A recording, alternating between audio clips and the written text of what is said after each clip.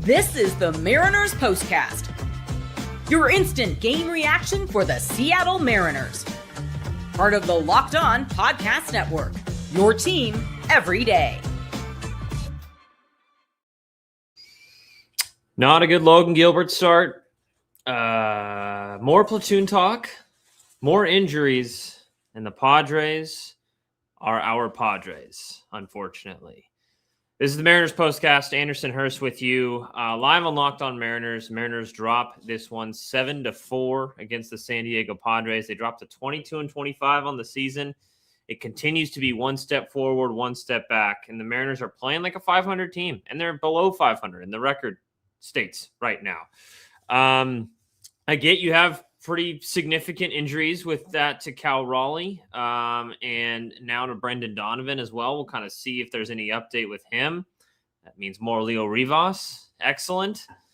Dan Wilson gets tossed today trying to fire up his guys, and then all of a sudden we see a different approach with the platoon situation. So I wonder if that's a coincidence or not, or if it's kind of an organizational change in philosophy, so to speak. We will find out in some time. Let's start with Logan Gillbert. It's bad. It was bad. It was a bad start. His final line tonight ends up being 7 innings, or 6.2 innings, sorry. 5 hits, 7 runs, all earned, 2 walks, 5 Ks. It's 3 home runs. And they mentioned a stat on the broadcast tonight. I think it was Eric Kennedy, that did. And I had no idea that this was the case, but I looked it up and it is true. Going into tonight, so this doesn't even include tonight's outing from Logan Gillbert.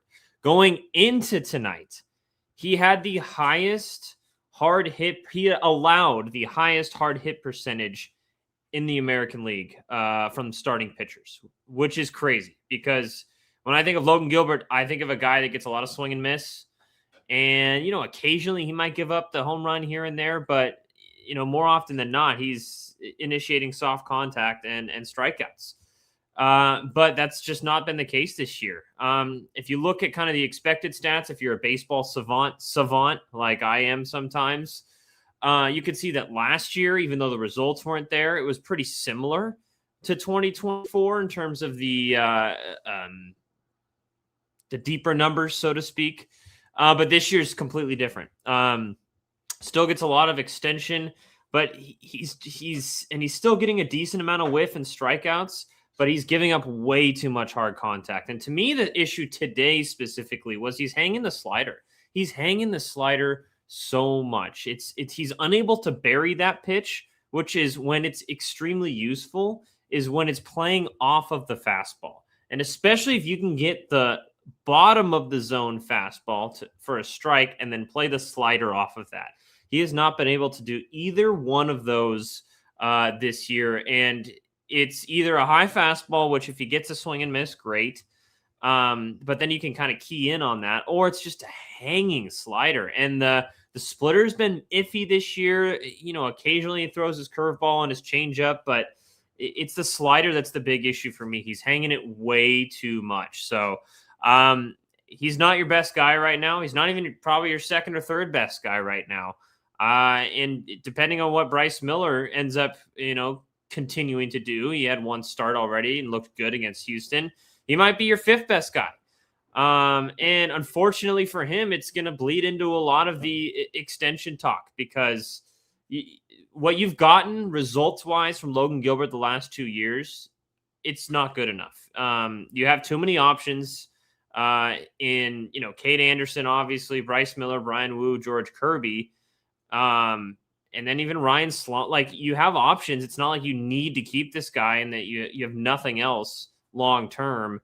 So I don't know. It's turning into I thought last year was more of a fluke and kind of injury-related, but the longer that this season goes, and he still has had some good outings this year, don't get me wrong. He's been far from a disaster, but the longer that this season goes and we don't see the dominant 2024 Logan Gillbert, the more I think that was the fluke instead of last year. So that's going to be kind of something I'm looking forward to in the next a few years because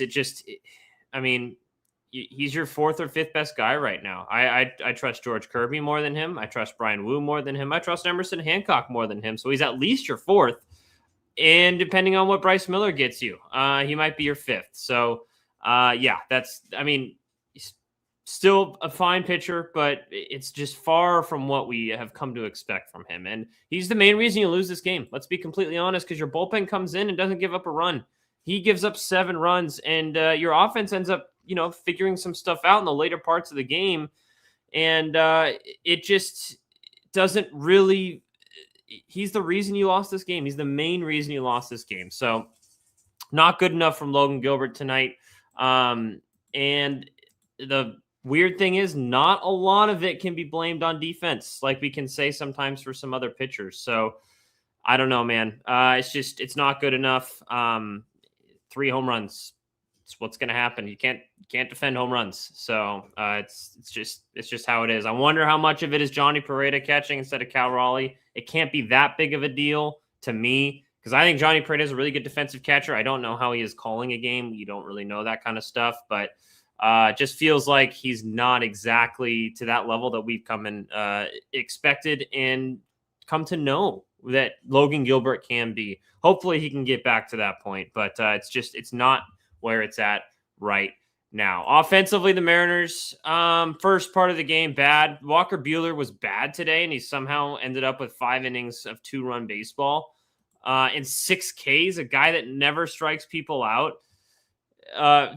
Facing Walker Buehler was a failure offensively, but then you start to get to their bullpen a little bit later in this game. You get whatever his name is, Alec Jacob. I get it. He's a kind of a back end reliever. You get a couple runs off of him, and it's, that's helpful to kind of get back in this game a little bit, but only getting 2 off of Walker Buehler's where you lost this game because, besides the fact that Logan Gilbert wasn't good enough, it's just the offense. But I struggle to really blame the offense too much because, like I said, you have 2 pretty major injuries to guys that you expected to be at the top of your order right now. I wonder what the Brendan Donovan situation is. It sounds like to me he might be going on the IL. But I have no inside information there. That's a complete guess. But similar situation to Cal Raleigh, where he had something, he seemed to maybe figure it out, came back and then retweaked it, and they got to get him right because he's been good when he plays. But it's just, you have 2 guys right now that are in your lineup in Johnny Pereda, because Mitch Garver also gets scratched, and Leo Rivas, who as of right now, those 2 guys would be playing every single day. So hard to really blame the offense. I mean, you still score 4 runs, but it's against 2 of them were against a back end reliever when the game was basically already over at that point. Let's take a quick break, and then we'll talk about some platoons. We did it yesterday. They seem to have changed their philosophy a little bit. We'll walk through kind of that situation on the Mariners postcast. Dan Wilson gets tossed, and they somehow change the way they're kind of doing things a little bit.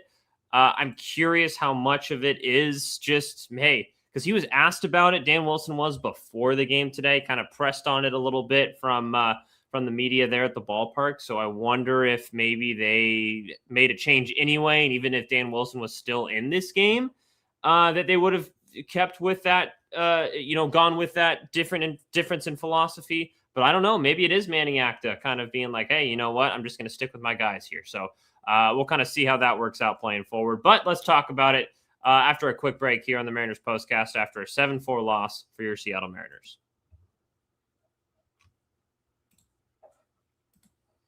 If you've ever opened your bank account and thought, where did all my money go? You're not alone. Keeping track of subscription spending and bills can get overwhelming fast. That's where Rocket Money comes in, helping you take control of your finances all in one place. It tracks all your subscriptions in one spot and can help cancel the ones you don't need with just a few taps. It's automatically categorizes your spending so you can actually see where your money is going, and you can set budgets, get alerts, and stay on top of upcoming bills. It just makes everything feel more organized and gives you a clearer picture of your finances day to day. Rocket Money is a personal finance app that helps find and cancel unwanted subscriptions, monitors your spending, and helps lower your bills so you can grow your savings. Let Rocket Money help you reach your financial goals faster. Join at rocketmoney.com/lockedon. That's rocketmoney.com/lockedon. The NBA playoffs are here and every possession matters. If you're looking to get even closer to the action, FanDuel is a great way to get you started. Right now, new customers can bet just $5 and get $150 in bonus bets if your first bet wins. That's right. Turn $5 into $150 in bonus bets just for getting started.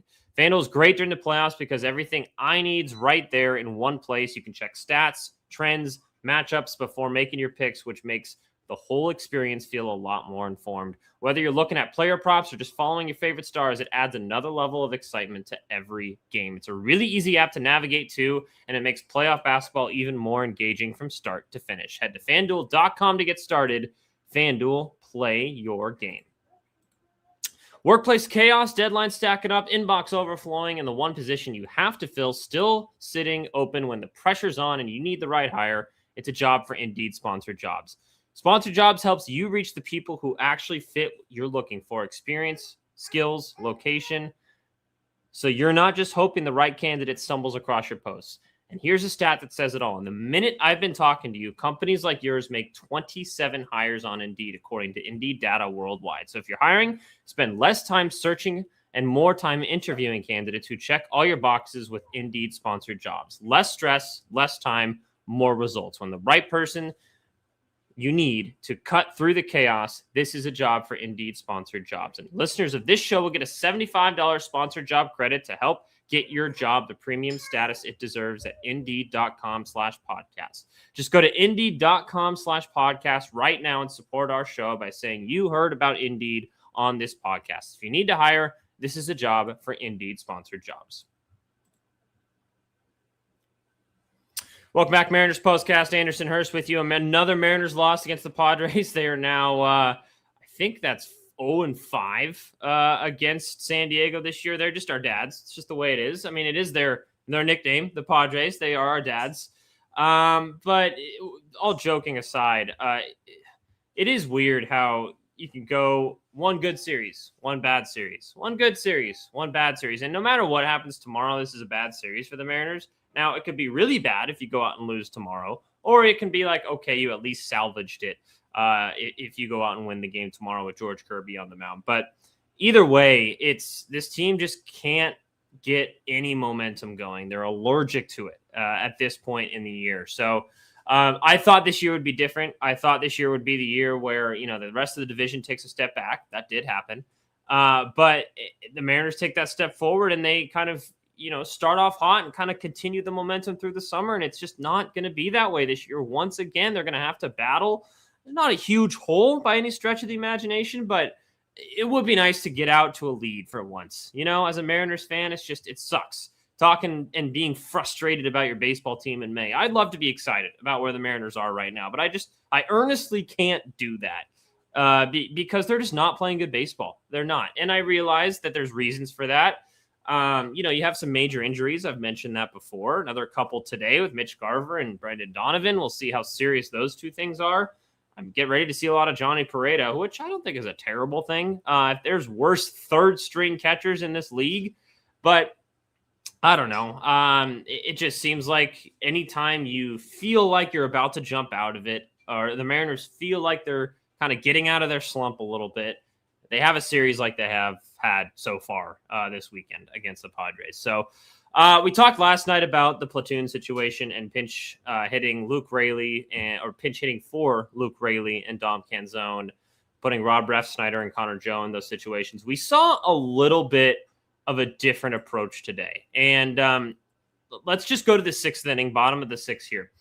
So Walker Buehler gets through 5. Like I said, wasn't very good. And he still only gives up 2 runs. And by that point, it was a 7-2 game for the Padres. Wandy Peralta comes in. Actually, a very good middle relieving left-handed pitcher. In the lineup, you have 3 straight lefties due. It's Luke Raley, Cole Young, and Dom Canzone. I think previously, if this was yesterday, you would have seen pinch hit, Rob Refsnyder for Luke Raley and pinch hit Connor Joe for Dom Canzone. Obviously, you keep Cole Young in there mainly just because of defense for anything else. Plus, he's also had some success versus lefties as well. That doesn't happen. Luke Raley stays in the game, grounds out. Cole Young strikes out, and then Dom Canzone grounds out. So no results change, but it is something that I'm tracking moving forward with this platoon situation because and my issue with it, and I mentioned this on Twitter, my issue with it last night, and I told you guys over and over and over again, hopefully my mic actually caught it because last night I did have some issues, but I told you guys over and over again that my issue with the platoon and, taking out Luke Raley and Dom Canzone isn't the fact that they're doing it, period, right? There are times to do it, but it's the fact that you're doing it to open an inning with nobody on. It's not a high leverage situation, right? In the situation last night, the Mariners were down by 2, and it was the top of the 7th inning. Nobody out, nobody on. First batter. And they take out Luke Raley, guaranteeing you're going to get another at-bat from Connor Joe later in the game, and it ended up being a big one. So the issue wasn't that first at-bat that I wanted Luke Raley to stay in for. It was later in the game. So by this point, bottom of the 6th inning, Dan Wilson's been tossed. I don't know if it was arguing balls and strikes or a checked swing from the first base umpire, but he gets tossed. And I don't know if it's a coincidence or if they were planning on kind of doing this anyway, but they leave Luke Raley and Dom Canzone in the game to face Wandy Peralta. Like I said, nothing actually changes with the results. They both ground out. And like I said, even last night, I said, I don't even think I have a ton of confidence in those guys having a ton of success against left-handed pitching. It's the fact that you now have the opportunity to leave them in for later in the game. And now instead of being on the defensive and every time someone puts in a left-handed pitcher, you're like, all right, well, I guess I have to respond with my right-handed batter. That's not the case. Now because you kind of stuck to your guns, now you're putting the onus back on the Padres. Once that spot in the lineup comes up again, are you going to go to your righty? Or are you going to burn another lefty just to get these guys out? And then you can make that pinch hitting call. It wasn't perfectly executed because we get to the bottom of the 8th inning. Alec Jacob comes in. Julio singles. He steals second base. Josh Naylor walks. And then they double steal again. Randy Arozarena singles. So now you have a bases loaded situation for that exact spot in the order with nobody out. Sorry, it isn't bases loaded because Julio scores. My fault. It's 1st and 3rd with nobody out. They decide to go to Morejon for the 3 straight lefties. They once again leave Luke Raley in the game. Now, I would have, if I'm choosing between pinch hitting for Luke Raley or pinch hitting for Dom Canzone, I am choosing to pinch hit for Luke Raley against a left-handed pitcher. Now, they mentioned this, Aaron Goldsmith mentioned this on the broadcast. There might have been some thought regarding to Connor Joe being the substitute for Luke Raley and then Rob Refsnyder for Dominic Canzone and they didn't want to do Connor Joe for Luke Raley because he's the only extra guy that can play the infield because Brendan Donovan was scratched. That's such an obscure situation. And if you need to burn the DH by that point, because Dom Canzone would have been the DH, then burn the DH if you're in that much of an emergency situation. And they did it later in the game. Connor Joe comes in later in the game. So I don't necessarily think they executed it right, but it is a change in philosophy. And the fact that the Luke Raley at bat was the higher leverage situation. It was nobody out with guys on 1st and 3rd. And my son Austin is crying at that exact same situation. I know it's not ideal, right? Luke Raley with nobody out 1st and 3rd against a left-handed pitcher. But this is where I think the Mariners need to figure out what they're doing here. And I get it. They did sort of change their philosophy with their platoons in this particular game. But Luke Raley is much worse against lefties than Dom Canzone is. Dom Canzone actually had some success against lefties last year specifically. And they leave Luke Raley in the game. He strikes out on 3 pitches to Morejon. Morejon's a nasty. So, I mean, That's another part of this. Cole Young grounds out. And then Rob Refsnyder comes in for Dom Canzone. I get it. Dom Canzone at this point is your DH, so you feel better about just 1-for-1 swap here. But it's just not what you want to see. And now it's 2 outs at that point. So I would have rather done the Luke Raley situation and pinch hit for him instead of Dom Canzone, and I left Dom Canzone in the game. But, they did change their philosophy a little bit compared to last night. So I will I don't want to give him a pass, but it's just for me, I would have done that in the opposite direction. All in all, it's going to be something that we continue to talk about because this is only a topic because your guys that hit left-handed pitching have been so bad this year. And Connor Joe, 2 straight nights where he at least gets on base. He got a walk today and then a walk last night as well. Did he get a walk today? I believe he did. Yes, he did. So he walks last night as well. So crazy that you're telling me that Connor Joe is the more successful one than Rob Refsnyder right now. So, but either way, even the Connor Joe and Rob Refsnyder, they haven't done their job. This isn't even a discussion if those guys are doing their job. You shouldn't have to put Luke Raley and Dom Canzone in that situation. You're kind of forcing yourself to have to think about it now. At least they did it later in the game with guys on base instead of in the 7th inning with nobody on. So I'll take that as a win for this game. It's one of the few wins that I have. Also unsung. Let's get to unsung. I'm going to do my unsung moment is Julio Rodriguez robbing that home run. Man, I have missed that defense from Julio Rodriguez. I know it didn't really make a huge difference in the game because you're still down by 3 at that point, but it's good to see him start to make some plays in center field. There was one earlier in the game that actually right before Duran hits his home run, right before Logan gets pulled, that I feel like maybe last year Julio gets to, but seeing him rob that home run kind of eased my nerves a little bit because lately I've been really thinking if it's time to think about him. Obviously you don't have an option in center field, but eventually it's going to be right field for him. But having him kind of step up and be that elite defensive center fielder again would be such a massive boost for this team. And would help his value too, because he's kind of fallen into a little bit of a slump as well, hitting wise. He does get the single today, but ever since the road trip, he's not exactly firing on all cylinders. You're going to go through that, but the way you keep your value up is playing really good defense. And he hasn't done that yet this year. So if he's able to get back to that point, I'm feeling really good. So I took a massive positive from that moment earlier. Tomorrow, Sunday Night Baseball, guys. Normally it's a day game on Sunday, but we are playing in the 4:20 game. George Kirby's on the mound versus Lucas Giolito. I have faith in George. Hopefully the Mariners can get this done. Sorry I went a little long today. And sorry about my mic last night. I appreciate you all just hanging out in the chat, chatting with each other. This is a great community. I enjoy talking Mariner baseball with you guys after every single game. It's such a fun, part to what can be a grueling season, as we are finding out in days like today.